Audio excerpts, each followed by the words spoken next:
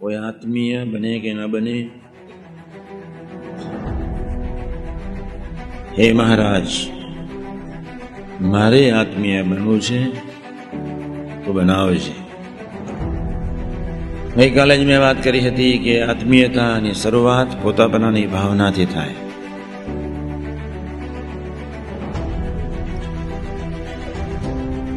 દરરોજ હૈયું તપાસતા રહેવું. હે મહારાજ, તું મારી મિનિટ નહીં બગાડતો. તું દોરું તેમ જ દોરાવું છે. તારી ઈચ્છા પ્રમાણે જીવન જીવવું છે અને એ આનંદ જુદો છે. ઘણી વાર તો પોતાની સાત્વિક બુદ્ધિએ કરીને અથવા પોતાની કોક ઈર્ષાની વૃત્તિએ કરીને, કોઈ માનની વૃત્તિએ કરીને આપણે બીજા દ્વારા પણ હરિયંચો કરીએ છીએ. એટલું બધું ભયંકર પાપ લાગે. તમે ઉપરથી ડાયા દેખાઓ, બીજાને નિમિત્ત બનાવીને ત્રીજાની પત્તર રગડો, પણ તમને ખબર નથી કે તમે તમારા આત્માની પત્તર રગડી રહ્યા છો. તમે તમારા આત્માને પ્રભુ સાથેથી છૂટાછેડા લેવડાવો છો. તમને ખબર જ નથી કે તમારી સાત્વિક વૃત્તિનું પોષણ કરી ભગવાનથી દૂર દૂર કેટલાય માઇલો તમે ધકેલાઈ ગયા. એ ધંધા નથી કરવા. એમાંથી બહાર નીકળવું છે.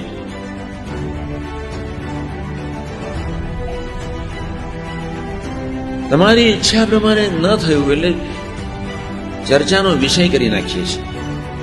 એ તમારું માન છે. આત્મીયતા એટલે મીઠાશ. આત્મીયતા એટલે તુહી તુહી, તું પહેલો પછી હું તારી ચરણરજ.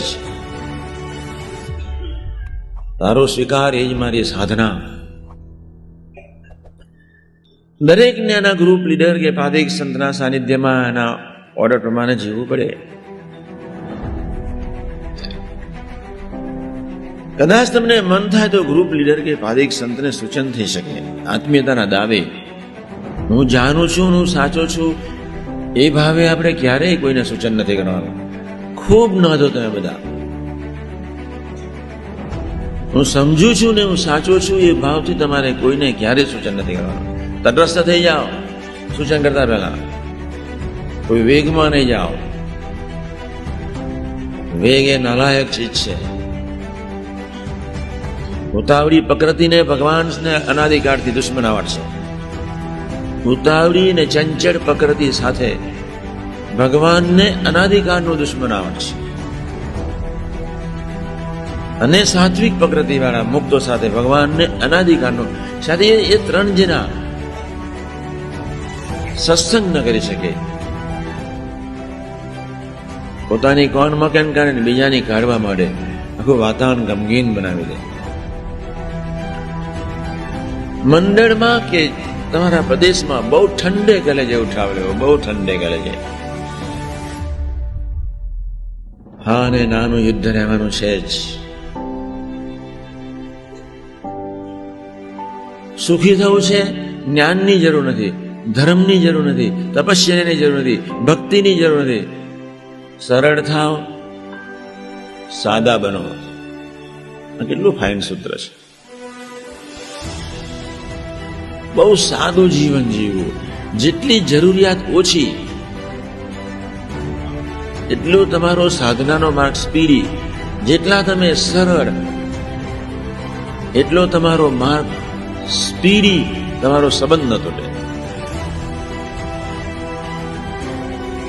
આ એક શબ્દો બહુ અગત્યના છે. સાદું જીવન, સરળ જીવન, સિમ્પલ લાઈફ, હાઈ થિંકિંગ, બધું સરખું છે. બહુ સાદું જીવન, બહુ સરળ જીવન. કોઈના હાથ નીચે ઉછળવાનું મળે તો નસીબદાર સમજવું. કોઈને આપણે લીડ કરવા માટે પ્રયત્ન નહીં કરો. મારે કોકની ગોદમાં ઉછરવું છે, મારે કોઈના નેતૃત્વને સ્વીકારવું છે, એ આપણે ધ્યેય રાખો. ખૂબ ખાટી જાઓ, ભજનમાં વિક્ષેપ જ ના આવે. નેતૃત્વ કરવું છે અને વિક્ષેપ છે. મારે નેતૃત્વની પડછાયા નીચે, મારા નેતાની છત્રછાયા નીચે જીવવું છે. કોઈ વિઘ્ન ના આવે. નેતાને જ વિઘ્ન હોય, સેવકને વિઘ્ન ના હોય. 100% આત્મીય બનો, કોઈ બને કે ના બને. મારો આત્મીયતાનો આનંદ મારે કોઈ સંજોગોમાં છોડવો નથી. સભામાંથી બહાર નીકળ્યા અને પછી વિસ્મૃતિ, એનું નામ આત્મીયતા. સભામાંથી બહાર નીકળ્યા, તમારી ગ્રુપ ગોષ્ઠી અથવા તમારી મીટિંગથી બહાર નીકળ્યા પછી ચર્ચા વિચારણા, એના જેવું કોઈ પાપ નહીં. આત્મીયતાનું ભયંકર ખંડન છે. ભગવાનની ક્રોનિક ઉપેક્ષા છે. ભજન કરો, રડીને ભજન કરો. તમારો આનંદ ન જવો જોઈએ, તમારો સંબંધ ન તૂટવો જોઈએ. કશું જ બગડવાનું નથી, કશું જ બગડવાનું નથી. બધું સરસ થઈ રહ્યું છે. તમને ઊંડાણ આપવું છે. તમે આત્મીય નહીં બનો, તમે ઊંડાણમાં ક્યારેય નહીં જાઓ. તમે આત્મીય નહીં બનો, તમારે ગુણોની વિસ્મૃતિ ક્યારેય નહીં કરી શકો. તમે આત્મીય બનવાનો સંકલ્પ નહીં કરો, તમારો સ્વીકાર કરતા હરતા પણ ભગવાનને માની સહજ સ્વીકારમાં તમે એન્ટ્રી નહીં લઈ શકો. આપણે બંને સાથે કરવું છે. તું કરતા હરતા બી તું છું, આત્મીય બનવું જ છે, કરતા હરતા માનીને. આત્મીયતાથી ખૂબ સાધના સરળ થઈ જાય. આત્મીય બનવા માટે અંદર તે સંકલ્પ કરશો તો આમ તમારે હરેક પડે તું કરતા હરતા માનીને જીવવું જ પડશે.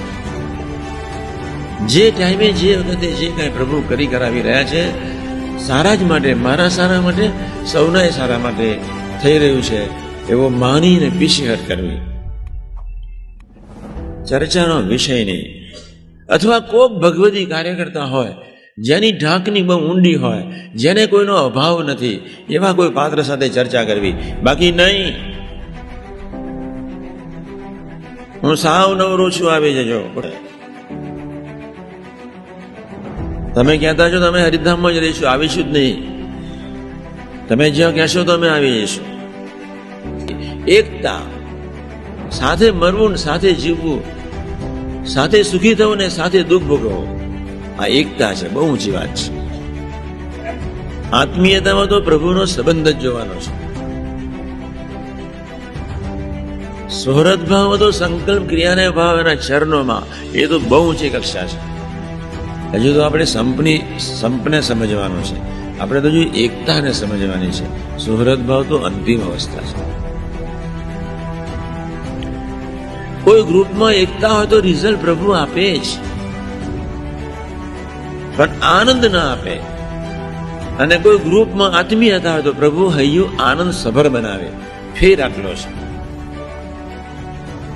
કોઈ મુક્તોને સુહૃદ ભાવથી જીવવું હોય, હૈયામાં મીઠાશ પ્રગટાવી દે.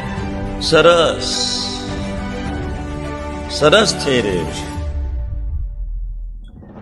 બાકી કાંઈ બગડતું નથી,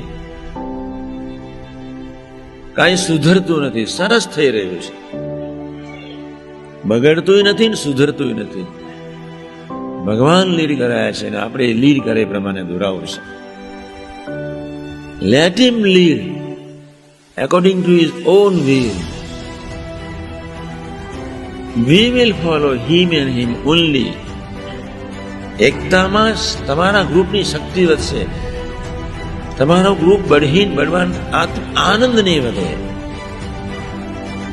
આનંદ વધારવાને માટે, હૈયામાં મીઠાશ એકધારી પ્રગટે તે માટે, દરેક સેવાનું ફળ નિરંતર પ્રાપ્ત કરવાને માટે આત્મીયતા અનિવાર્ય છે.